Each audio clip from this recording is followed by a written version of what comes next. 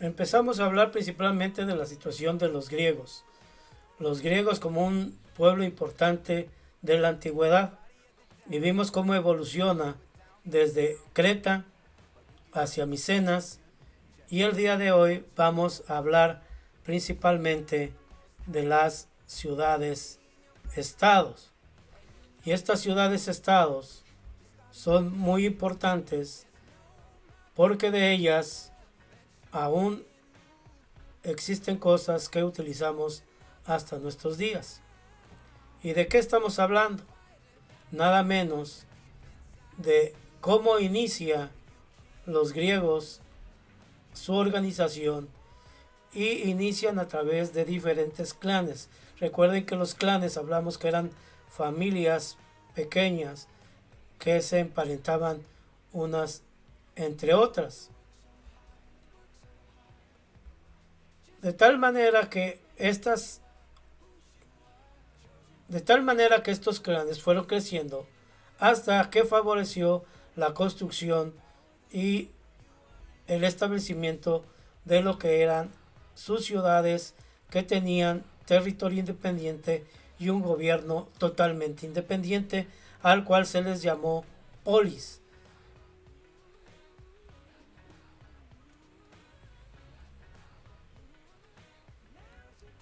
Y dentro de las polis más importantes estaremos hablando de una de ellas, nada menos la primera es Esparta. Esparta, que principalmente era gobernado por reyes. Sus habitantes principalmente se dedicaban a la guerra, por lo cual eran instruidos y eran fuertes y hábiles en el manejo de las armas.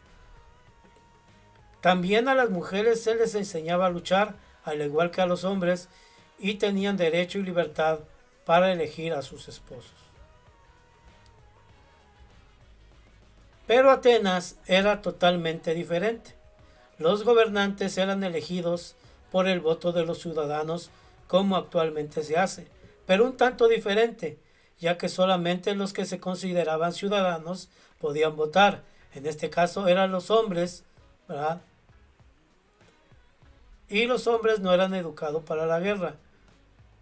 Las mujeres no podían ir a la escuela, y ellas solamente podían salir acompañadas por sus familias y no tenían derechos políticos. O sea, solamente los hombres podían elegir.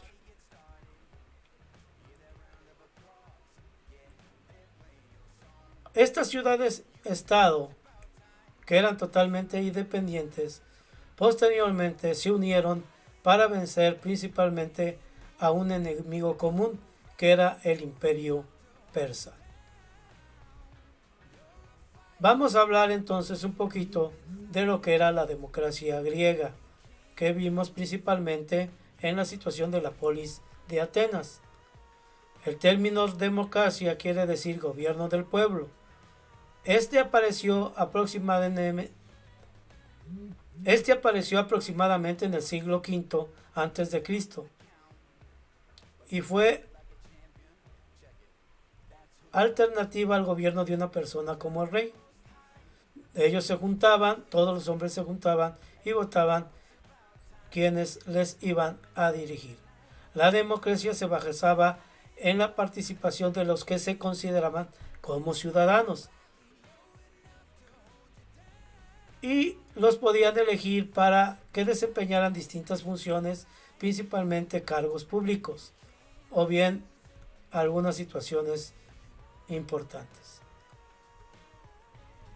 Los que no podían votar eran los que eran desterrados o eran esclavos, al igual que las mujeres y los extranjeros tampoco tenían derechos en la vida política de Atenas. Por lo cual hemos visto principalmente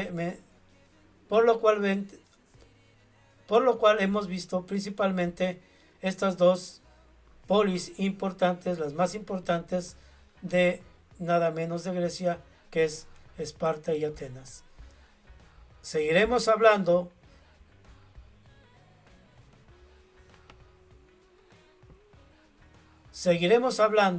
de otros aspectos importantes de la cultura griega, que nos legaron hasta nuestros días en nuestra siguiente clase.